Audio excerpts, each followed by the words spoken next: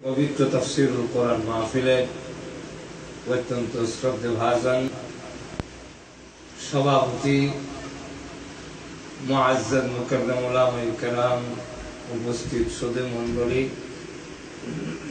সর্বপ্রথমই সে মহান আল্লাহ রাব্বুল আলামিনের দরবারে অসংখ্য অগণিত শুকর আদায় করছি এই জন্য যে শত কাজ কর্ম ব্যস্ততা থাকার পরেও আজকে জুমার দিনে আসর আর মাগরিবের মধ্যবর্তী অত্যন্ত গুরুত্বপূর্ণ সময়ে দোয়া কবুল হওয়ার টাইমে আপনি আমাদেরকে শরীক হওয়ার তৌফিক দান করেছেন। এই জন্য আল্লাহ পাকের দরবারে শুকর আদায় করছি, আলহামদুলিল্লাহ। দ্বিতীয়ত, আমি যে আপনাদের সামনে এসে আবারও কথা বলতে পারবো এই বিশ্বাস আমার নিজেরও ছিল না। একটানা 3 মাস ব্যাংকক চিকিৎসাধীন থাকার পরে সাউন্ড সব পরিবর্তন হয়ে গিয়েছিল। গত এপ্রিল মাসের প্রথমে আবার চেক আপের জন্য গিয়েছিলাম ব্যাংকক। ডাক্তারদের কাছে বললাম 7 মাস হয়ে গেল অপারেশনে, কিন্তু আমার আওয়াজটা যে ফিরে আসতেছে না, কতদিন পরে আসতে পারে। ডাক্তাররা বলল আর জিন্দেগিতে কোনদিন আসবে বলে আমাদের জানা। কিন্তু এরপরে 2 সপ্তাহ পরেই মহান আল্লাহ রাব্বুল আলামিন আবার আপনাদের সামনে কথা বলার সুযোগ করে দিয়েছেন। আমার বিশ্বাস এটা একমাত্র আপনাদের সকলের দোয়ায়, মহান আল্লাহ রাব্বুল আলামিনের দয়াই আবার আল্লাহ পাক কি করতে পারেন সেটা দেখাই দিয়েছেন। যে আল্লাহ ইচ্ছা করলে বন্ধ করতে পারেন, ইচ্ছা করলে চালু করতে পারেন, বড়রে ছোট করতে পারেন, ছোটরে বড় করতে পারেন, সেই ক্ষমতা কার? আল্লাহ দেখাই দিয়েছেন। এই জন্য মহান আল্লাহ পাকের দরবারে শুকরিয়া জানাই এই জন্য যে মহান আল্লাহ রাব্বুল আলামিন আপনাদের সামনে আবারও হাজির হয়ে কথা বলার সুযোগ দিয়েছেন। এই জন্য আল্লাহ পাকের দরবারে শুকর আদায় করছেন। দেখেন, আমাদের সামনে 2টা জীবন, 2টা লাইফ। একটা হলো ইহকালের লাইফ, আর একটা হলো পরকালের লাইফ। একটা হলো ইহকালের জীবন, আর একটা পরকালের জীবন। জীবন বলতে আসলে পরকালের জীবনটাই জীবন, ইহকালের জীবনটা কোনো জীবনই না, লাইফ নয়। এটাকে লাইফ বলা যায় না। আমাদের আসল জিন্দেগি হলো পরকালের জিন্দেগি। ইহকালের জিন্দেগি খুব সংকীর্ণ সময়, এত সংকীর্ণ যেটাকে আসলে জিন্দেগি বলে উল্লেখ করাই যায়। চোখের ফাঁকি দিতে দিতেও আমার জিন্দেগি শেষ হয়ে যাওয়ার সম্ভাবনা। আপনারা আমার কথা বুঝেন? চক্ষু বন্ধ করছেন, আবার খুলবেন, এতটুকু টাইমের কোন নিশ্চয়তা এত দূরে বলেন আছে কোন নিশ্চয়তা? আমি কথা বলতেছি, এই যে আমি শুরু করলাম, মি বলার মতো ক্ষমতা শক্তি আমার নাই। আপনারা আছে না? নীরবতা তো বোঝা যায় যে আপনারা। আমি যে কথা বলতেছি আমি এই শুরু করলাম, মি ঘোরা করার মতো ক্ষমতা নিশ্চয়তা নাই। এই কারণে আল্লাহ রাব্বুল আলামিন এক আয়াতের মধ্যে বলছেন, الذي خلق الموت والحياة ليبلوكم أيكم أحسن عملا وهو العزيز الغفور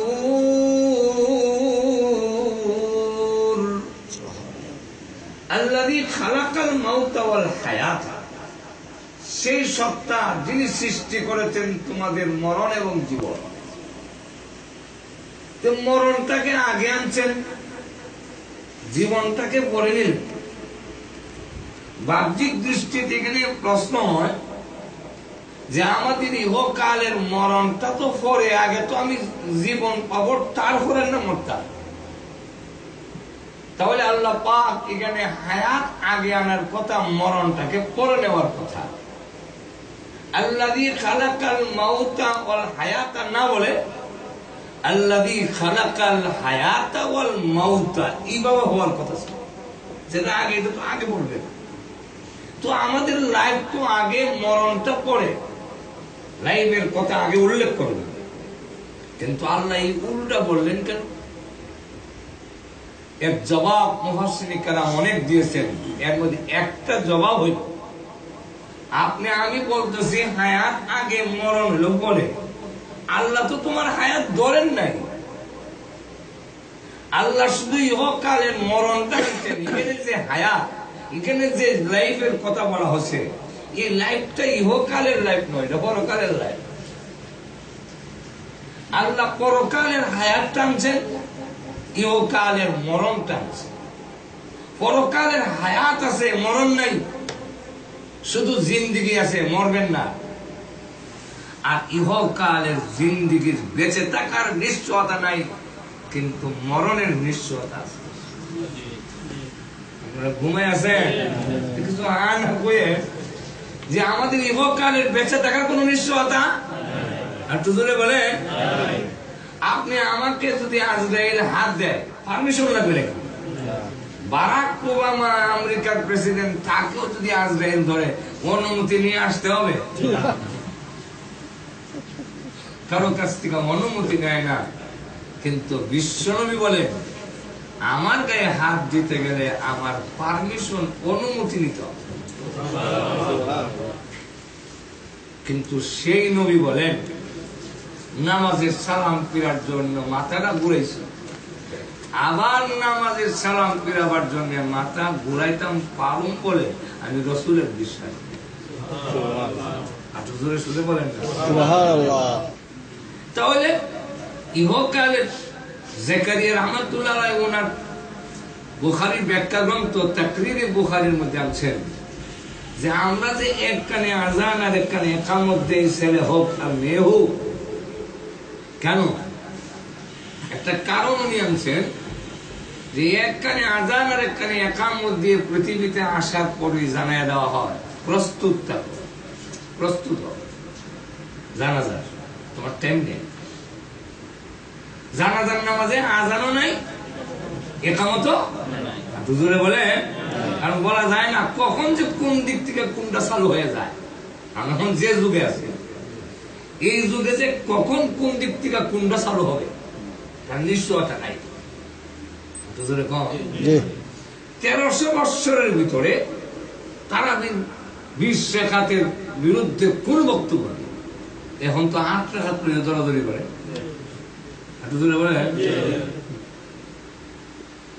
এই যে কখন যে কোন দিক থেকে কোনটা বের হয়, সুযোগ পাইলে সামনে বলবো, কথা বলছেন না, কখন যে কি হয়ে যায়। আর আমরা এত, আমাদের ইমানের প্রতি আস্থা ও বিশ্বাস এত দুর্বল যে আমরা নড়তে বেশি সময় লাগে না, ফট করে নড়ে যায়। ইন্টারনেটে শুনলো, একজনের বক্তব্য শুনলো, ইন্টারনেটের মাধ্যমে ইসলাম আসে নাই, দিন আসে না এইভাবে দূর দূর থেকে। ইসলাম আসার একটা তরিকা, একটা পদ্ধতি, এটা ভায়া মাধ্যম, সূত্র ছাড়া কোন এলিমেন্ট, কোন জ্ঞানের সূত্র নাই। কিন্তু একমাত্র আমাদের দ্বীনি এলিমেন্ট সূত্র ছাড়া সেটা হয় না। আল্লাহর পক্ষ থেকে জিবরাইল, জিবরাইল রাসূল, রাসূল থেকে সাহাবায়ে কেরাম, সাহাবায়ে কেরাম থেকে তাবেঈন, তাবেঈন থেকে তাবেঈন, তাবেঈন থেকে আইম্মায়ে মুজতাহিদিন, আইম্মায়ে মুজতাহিদিন থেকে এইভাবে পর্যায়ক্রমে আমাদের কাছে দ্বীন আসছে। এই আসার সিলসিলা হলো এইভাবে ইন্টারনেটের মাধ্যমে গায়েবী উপর থেকে হঠাৎ কিছু কিছু ছেড়ে দেওয়া হয়েছে, এটা ইসলাম না। বুঝেন না? এই জন্য বলা হয় কোরআন শরীফ একমাত্র কালামুল্লাহ আসল অর্থে, আর কোন কিতাব কালামুল্লাহ না। রূপক অর্থে কালামুল্লাহ, রূপক অর্থে কালামুল্লাহ। ইনজিল কিতাব কালামুল্লাহ, তাওরাত কিতাব কালামুল্লাহ, রূহ করতে, আসল অর্থে না। কালামুল্লাহ অর্থ কি? কালাম মানে কথা, আর আল্লাহ তো বুঝেন না, বুঝেন না? আল্লাহ বুঝেন তো? আর বলা যায় না আমাদের দেশের বড় বড় শিক্ষিত উল্লাহ পাল্লা। আমাদের দেশের একজন লোক আব্দুল গাফফার সৌদি, কথা বলেন না? ভাবছিলাম যে লোকটা মনে লেখক কলমিস্ট জানে মনে হচ্ছে, এখন দেখি ইসলাম সম্পর্কে একবারে গন্ডগোল। কথা বলেন না? সে যদি কথা বলতে পারে যে আরবের দেব দেবীর নাম আছিল আল্লাহ 99 নাম, কথা বলছেন না? আমি তার বক্তব্য ইন্টারনেটে শুনছি, সে বলে রহমান, গাফফার, গফুর, তার নাম হচ্ছে। এগুলো সব আগের দেব দেবীর নাম। তার কথা মতে আব্দুল গাফফার যদি দেবতার নাম হয়, গাফফার যদি দেবতার নাম হচ্ছে আব্দুল গাফফার, তো তার কথা মতো সে হয়ে গেছে মূর্তির গোলাপ। তাহলে তার নাম আব্দুল গাফফার আর রয়েছে না, তার বক্তব্যের কারণে আব্দুল কুফফার হয়ে গেছে। আব্দুল কুফফার, আব্দুল গাফফার নাই।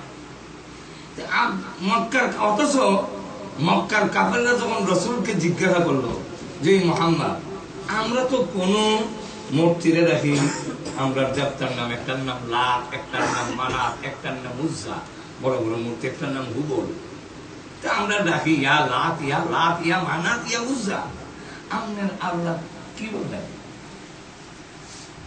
তখন রাসূলের কাছে আল্লাহর পক্ষ থেকে আয়াত নাযিল হয়েছে, قل ادعوا الله أو ادعوا الرحمن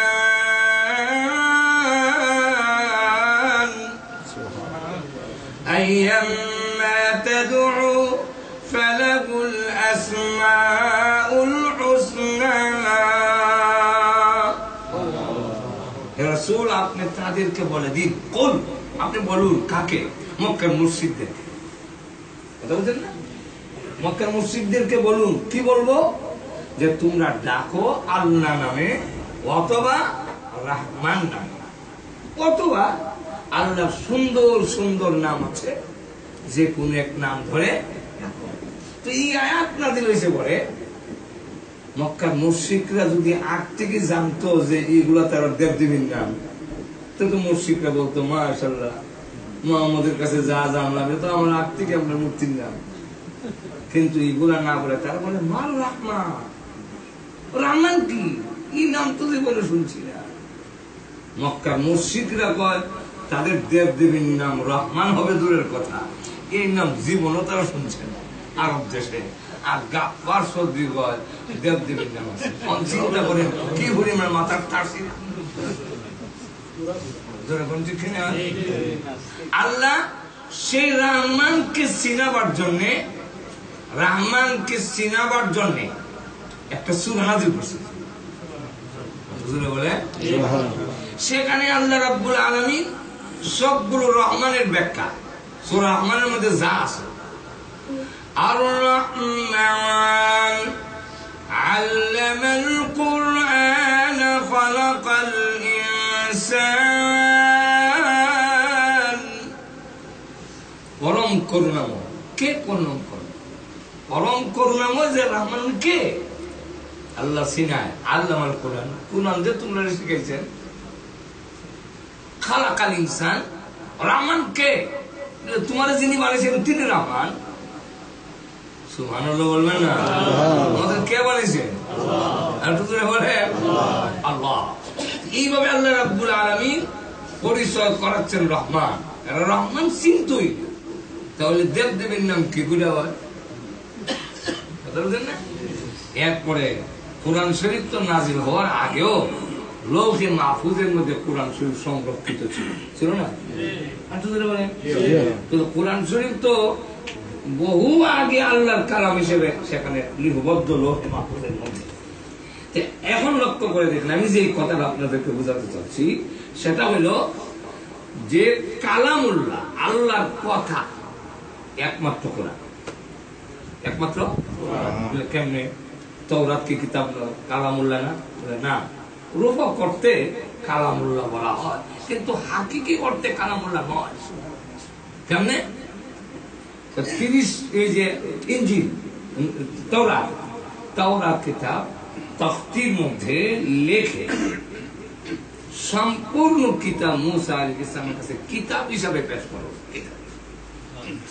তো আমি যদি আমার কোন বক্তব্যরা লেখা কাগজের কাছে দেই, এটাকে আমার কথা বলা হয় না, এটা আমার লেখা বলা হয়। কিতাবুল্লাহ, কালামুল্লাহ না, কথা বলছেন না? ইনজিল কিতাব হযরত ঈসা আলাইহিস সালামের কলমের মধ্যে মহান আল্লাহ ঢেলে দিয়েছেন। তো ঢেলে দিলেন অন্তরের মধ্যে, সুতরাং এটা কিতাবুল্লাহ হতে পারে, কালামুল্লাহ না। আর কুরআন শরীফের আলিফ লাম মিম থেকে নিয়ে মিনাল জিন্নাতি ওয়ান নাস পর্যন্ত প্রত্যেকটা আয়াত আল্লাহ বলছেন জিবরাইল রাসূলের কাছে বলছেন। সুবহানাল্লাহ। তাহলে কালামুল্লাহ একমাত্র কোরআন, আর একটু জোরে বলেন একমাত্র কোরআন। কোরআন হলো কালামুল্লাহ, অন্য কিতাবগুলো কিতাবুল্লাহ, কালামুল্লাহ না। রূহ অর্থে কালামুল্লাহ বলা হয়, কিন্তু হাকিকি অর্থে নয়। তো মহান আল্লাহ রাব্বুল আলামিন কোরআন শরীফ এগুলো হলো ডাইরেক্ট আল্লাহ রাব্বুল আলামিনের কথা। কার কথা? আল্লাহ রাব্বুল আলামিনের কথা। তো আল্লাহ রাব্বুল আলামিন সেই কোরআন শরীফে আমাদেরকে যে জানাই দিয়েছেন। তো আমি যে বলতেছিলাম, এক কানে আজান আর এক কানে ইকামত দেওয়া হয় না? আর তুই বলেন দেওয়া হয়। তো এক কানে আজান আর এক কানে ইকামত দেওয়া হয়। জানাজার নামাজে আজানও নাই, না একামত নাই। একামত শব্দটা না, আকামত না শব্দটা একামত। আজানও নাই, একামত নাই। তো নাই কেন জানাজার নামাজ? আজান যদি কিছুদিন পরে দেখবেন ভাই আজান দাও, নামাজটা আজান দিবা না কেন? মানে আমরা কাছে কিন্তু দোয়া নিয়মাই লেগে যায়। জানাজার পরে লাশ করে দোয়া লয়ে পাই, কথা বলছেন না? আমাকে একদম জিজ্ঞাসা করলো, কি করা, দোয়া কি করবো না করবো, কি বলেন তো? আমি বললাম, জানাজার নামাজকে আজকে আপনাদের এলাকার থেকে শুরু হয়েছে, এর আগে মনে হয় কেউ মরছেন, কোজিয়ে মারা গেছে। এটা কি নতুন কোন বিষয়? বলেন না। রসুলের যুগে কি কেউ মারা গেছে? রসুলের জীবদ্দশা? অবশ্যই। আমরা আমার কথা বুঝে একটু হ্যাঁ না জোরে কইেন, রসুলের জীবদ্দশায় কি কেউ মরে নাই? কোন সাহাবী মরে নাই? মারা গেছে। এটা তো নতুন কোন বিষয় নয়, এটা তো আগের থেকে হাইসেল হয়ে গেছে। কথা বলছেন? এখন রাসূল করিম সাল্লাল্লাহু আলাইহি ওয়াসাল্লাম জানাজা পড়াইছেন, লাশের সাথে কবরে গেছেন, কবরে অনেকের লাশ রেখেছেন। আল্লাহর নবী বিশ্ব নবী অনেকের জানাজা যেতে গিয়ে উকি দিয়ে হেঁটে হেঁটে যাচ্ছেন। হযরত ওমর বলেন, ইয়া রাসূলুল্লাহ, এত কষ্ট করছেন কেন? আপনার পা মোবারক জমিনে ফেলান না কেন? উকি দিয়ে হাঁটা তো কষ্টকর, আপনি পা ফেলান না কেন? আল্লাহর নবী বলেন, ওমর, কেন আমি পা রেখি না জানোনি? তোমরা বুঝতে পারো না, কারণ সবগুলো তোমরা দেখো না, আমাকে তো আল্লাহ অনেক কিছু দেখায়। আমি এই সাহাবীর লাশের পিছনে উকি দিয়ে হেঁটে এই জন্য যাচ্ছি, তার লাশ এবং কবরের আশেপাশে আসমান থেকে এত রহমতের ফেরেশতা নাজিল হয়েছে, আমি মুহাম্মদ পুরা পাউটা জমিনে ফেলে দিব, এতটুকু জায়গা নাই। কোন কোন সাহাবী কবরে গিয়ে রাসূল বলতেন, তোমরা কেউ নাই মনে, আমি না। তারপরে হাত বাড়িয়ে দিয়ে বলেন, তার লাশ আমার হাতে দাও। আসতে কইন সুবহানাল্লাহ। কি বলছি? রাসূল বলেন, লাশটা উপর দিকে নিয়ে দোয়া করে, ইয়া আল্লাহ, তার প্রতি আমি খুশি, তুমি খুশি। এই দৃশ্য দেখে সাদ ইবনে আবি ওয়াক্কাস রাদিয়াল্লাহু আনহু একজন জান্নাতের সার্টিফিকেট প্রাপ্ত সাহাবী, আশারায়ে মুবাশশারার মধ্যে একজন সাদ ইবনে আবি ওয়াক্কাস রাদিয়াল্লাহু আনহু। তিনি তখন বলতেছেন যে মাটির বেরিয়ে পড়া, রে তোর লাশটা না হইয়া, হে আব্দুল্লাহ, এই লাশ তোর না হয়ে লাশটা যদি আমার হইতো কত ভাগ্য কপাল ভালো ছিল রে। রসুল লাশটা হাতে নিয়ে বলেন, আল্লাহ আমি তার প্রতি খুশি, তুমি তার প্রতি খুশি হয়ে।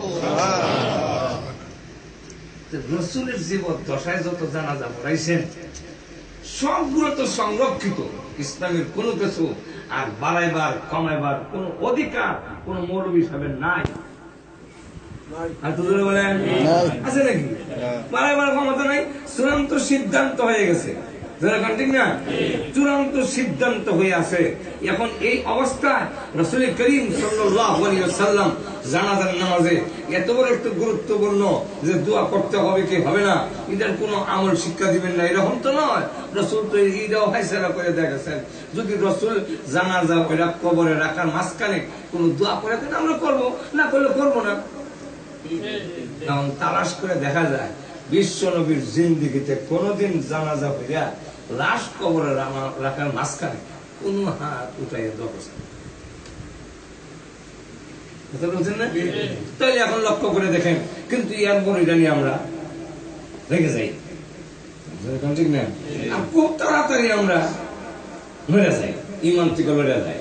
যেই মাত্র একজনে কইল যে এই যে নিয়ত বাঁধবেন আপনারা এখানে এই নামাজ হয় না,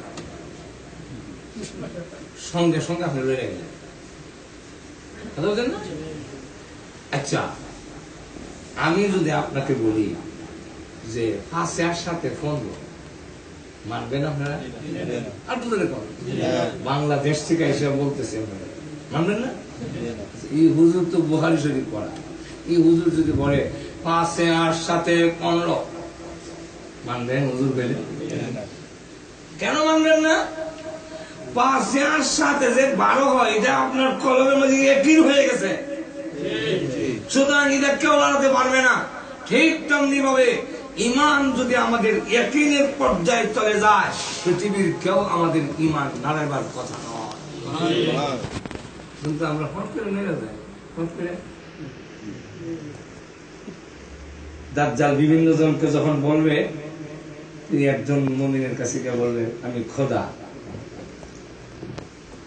তুমি খোদা নও, হতে পারে আমি ইমান আনছি ওনার প্রতি, যাকে দেখি না না দেখা বলে।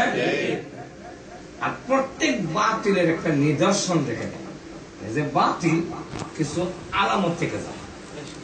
যেমন যতটা খুন হয়, প্রত্যেকটা খুনি একটা নিদর্শন রেখে দেয়, যেই নিদর্শনের উপরে ভিত্তি করে ধরা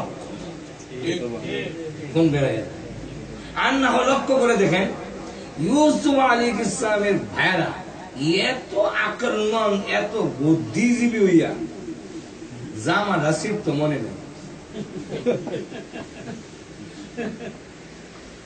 না রক্ত লাগাইলো বুঝানোর জন্য যে বাঘে যে খাইছে, এটা বুঝার জন্য একটা বকরি ভাত দিয়ে রক্ত বের করে জামাটা রক্তাক্ত করলো। কিন্তু তাদের মাথায় কি এতটুকু আসলো না যে বাঘে যদি একটা লোকরে খায় তার জামাটা যে মানে অক্ষত থাকবে না, এটা যে ছিঁড়ে যাবে, এই কথাটা তো তারা ভিতরে এত আকর্ষণ আন্দাজ করে পেলা। রাস্তা দিয়া যায় 10 জন, তো একজন একজন কাছে বলে এই রাস্তাটা একটা গাভী গেছে, আমরা যাওয়ার আগে এই ক্ষেতের আইল দিয়া একটা গাভী গেছে, তার তো একটা কহ এদের একটা চোখ নাই, আরেকটা কয় হ্যাঁ এটা তো 7-8 মাসের গাভী, এটা বাচ্চা আছে। যে গ্রামের কাছে দিয়ে যাচ্ছে ওই গ্রামের একজনে একটা গাভী রাখতে চুরি হয়েছে, এটার এক চোখ নাই, 7-8 মাসের গাভী। গাভীন বুঝেননি, এই কথা বলার পরে তখন তিনি এবারে আমার গাভীটা চুরি হইলো, তালাশ করতেছি ভাই না, আপনারা আমার গাভী দিয়েছে। যেই মাত্র বলছে আপনারা আমার গাভীর নিছেন সামনে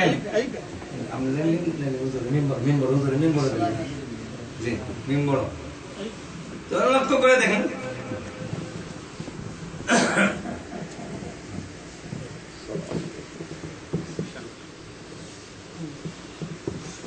আপনারা আমার গাভীর না নিলে অথবা গাভীর কোন সন্ধান না জানলে আমার গাভীর যে একটা চোখ নাই 7-8 মাসের ঘা এটা কেমন বুঝলেন আন্দাজ করে বুঝছে আকল দিয়া আরে আকল দিয়া কি মানে হু বলে বেড়ে কি না মানে না ওরা শেষ পর্যন্ত চলেন বাসার করে বাসার দরবারে নিয়ে গেছে গিয়ে বলে যে আমার গাভীটা রাত্রে শুনেছে ওনারা না করতেছে শুননা জানে না কিন্তু আমার গাভীর সব আলামত বলে ফেলছে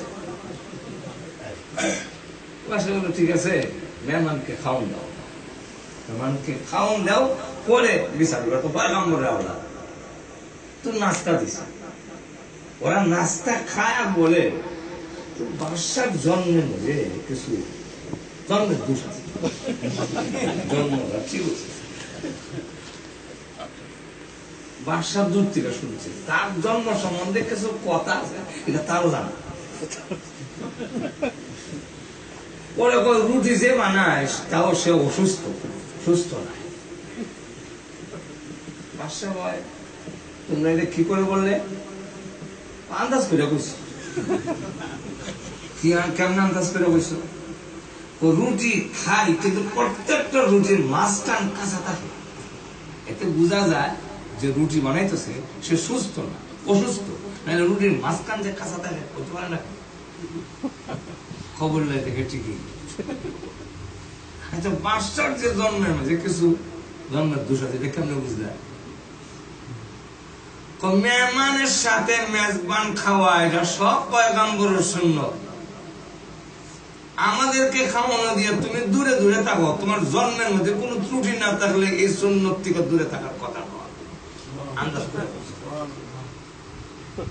পরিষ্কার করে তাফসীরের কিতাবে সূরাতুল কালামের ব্যাখ্যার মধ্যে আনছেন কাফের হোক আর মুমিন হোক বৈধভাবে যাদের জন্ম হয়েছে পৃথিবীতে তারা কখনো আল্লাহ এবং রসুলকে নিয়ে ব্যঙ্গ করে না একমাত্র তারাই আল্লাহর নাম নিয়ে ব্যঙ্গ করে মূর্তির সাথে লাগায় একমাত্র তারাই রসুলের নাম নিয়ে ব্যঙ্গ করে যাদের জন্মটা বৈধ হয়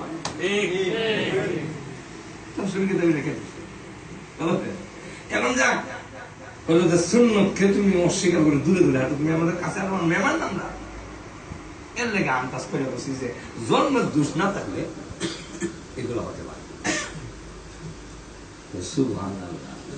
আচ্ছা তাহলে এইবার খাওয়া দাওয়ার পরে জিজ্ঞাসা করে এবার গায়ের কথা বলবো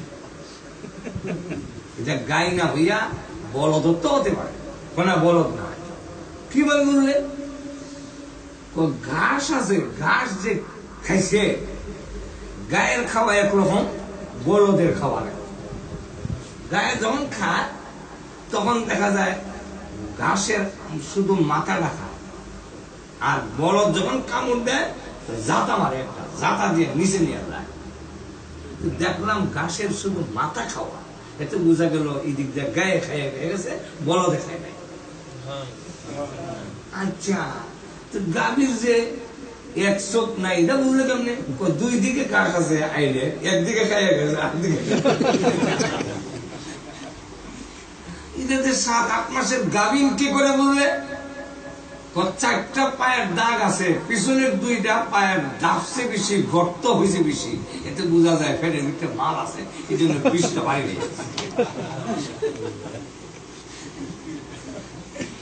চিন্তা করেন এতটুক পর্যন্ত যারা আকল দিয়ে বলতে পারে সেই লোকগুলো জামাটা চিনতে পারলো না অর্থাৎ নিদর্শন থেকে যাবে খুনিরা ধরা বাংলাদেশের যত খুন হয় আমাদের দেশের প্রশাসন পুলিশ যদি ইচ্ছা করে তাহলে সকল খুন প্রকাশ হবে একটাও লুকাতে থাকবে না এরা যদি ইচ্ছা করে ভাই করতে সবগুলো করতে তো যাই হোক আমি যে কথাটা বলতে চাইছিলাম